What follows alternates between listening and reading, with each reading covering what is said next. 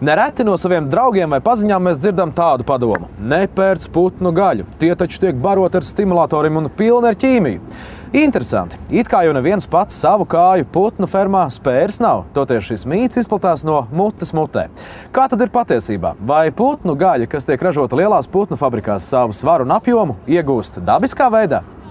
Ķekavas putnu fabrika pircējiem piedāvā gan svaigu, gan dažādos veidos sagatavotu vistas gaļu. Ik viens, kas kādreiz redzējis Ķekavas putnu fabrikas reklāmas, zina, ka šeit atrodamas labi audzinātas vistas. Protams, tam nav nekāda sakara ar vistu raksturu īpašībām, bet gan apstākļiem, kādos putni tiek turēti.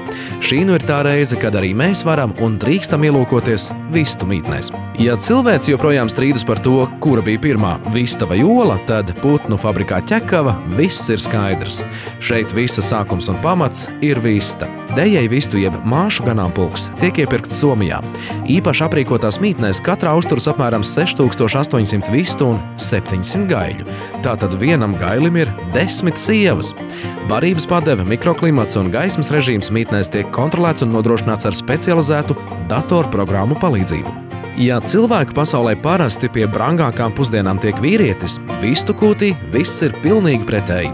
Vistas ražo olas, no kurām jāizšķiļas cāļiem, tāpēc tās saņem kaloriju ziņā pilnvērtīgāku barību nekā gaļi. Dienā viena vista var izdēt tikai vienu olu. Parasti ražīgākajā periodā 85% vistu izdēja pa olai dienā. Putnu mītnē ir svarīgi nodrošināt tādus apstākļus, lai putni justos komfortabli. Barībai, ūdenim, ligzdām un īpaši atvēlētai vietai mīlas rotaļām tam visam ir jābūt ērti pieejamam, lai vistas dētu apaugļotas olas, jo pretējā gadījumā no tām neizšķilsies cāļi. Vistas netiek turētas būros, jo tas varētu ietekmēt viņu labsajūtu un līdz ar to dēšanu. Mītnes vidū izveidots tāds kā tunelis. Tās ir putnu ligzdas, kuras izklātas ar mīkstāku segumu un norobežotas no pārējās putnu sadzīves telpas ar aizkariņiem. Uz šejieni vistas dodas dēt olas. Tuneļa grīda ir nedaudz ieslīpa, un tajā ir ierīkota transporta lenta, kura visas izdētās olas nogādā uz olu šķirojumā galda. Putnkopes uzdevums ir novērtēt olu kvalitāti gan vizuāli, gan ar tausti un salikt tās inkubācijas sietos.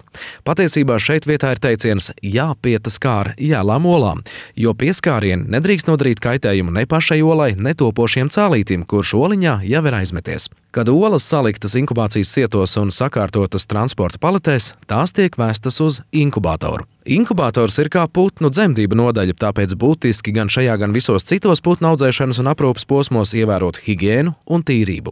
Olas inkubācijas skapjos 18 dienas tiek sildītas, grozītas, mitrinātas un dzesētas, līdzīgi kā to darītu vista perētāji. Ola ir dzīves organisms, tāpēc temperatūras kontrole ir ļoti būtiska. Tā nedrīkst ne pārkarst, ne nosalt. 18. dienā olas pārvieto citos skapjos, tā sauktajos šķīlējos, kuros uzstādīti citi režīmi. Šeit 3 dienu laikā no tām izšķiļas cālīši. Kad tie apžuvuši, tos saskaita un sašķiro pēc dzimuma. Tad visi putni tiek vakcinēti un pārvesti uz broileru novietnēm. Katrā broileru mītnē mitinās apmēram 33 000 cāļu. Tajā viss iekārtots tā, lai putni justos ērti. Tiem ir sagatavota barība un ūdens. Mītnes tiek apgaismotas ar zilu un zaļu gaismu, jo putni gaismu uztver ļoti jūtīgi. Spilgta gaisma tos ļoti sanervozē. Zilā nomierina, savukārt zaļā aktivizē. Šajā mītnē cāļi aug 40 dienas. Pēc 40 dienām no mazajiem cālīšiem izauguši broileri. Gaļas putnu šķirne Kross ir īpaši selekcionēta un paredzēta tieši gaļas ražošanai. Broileri ir īpaši ēdalīgi, tie pieņem svarā par aptuveni 60 gramiem diennaktī. Pēc 40 broileru mītnē pavadītām dienām putni tiek vēsti uz kautuvi. Ir it kā tāds mīts sabiedrībā, kad tiek lietoti augšanas stimulātori, varbūt kādu hormonu preparātu, lai sasniegtu tādu rezultātu. Bet tas tiešām ir mīts, jo kaut vai no tāda ekonomiskā viedokļa raugoties uz šo problēmu, ja Ķekavas putnu fabrika tiešām lietotu kādus augšanas stimulātorus, tad pirmkārt tās būtu tonām šā stimulātora. Jūs stādieties priekšā, cik tas viss maksātu, un beigu galā, cik tad maksātu tā mūsu saražotā produkcija. Viņi vienkārši nebūtu pieejami vai nebūtu samaksājami. Nekādu brīnumu jau tev patiesībā nav. Pirmkārt, putnu Kross ir pielāgots gaļas ražošanai. Tātad gan ģenētiski, gan selekcijas ceļā putni ir izveidoti kā ļoti ātraudzīgs Kross. Otrakārt, es minēšu kombinēto barību, ko mēs izmantojam savu putnu ēdināšanā.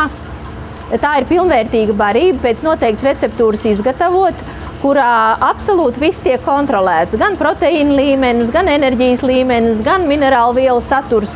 Pilnīgi viss, lai putns varētu šajās 40 dienās sasniegt noteikti dzīvmasu. Pēc putnu kaušanas cāļi tiek automātiski mazgāti, tīrīti ar vakumu, atdzesēti un padoti pa līniju uz sadali.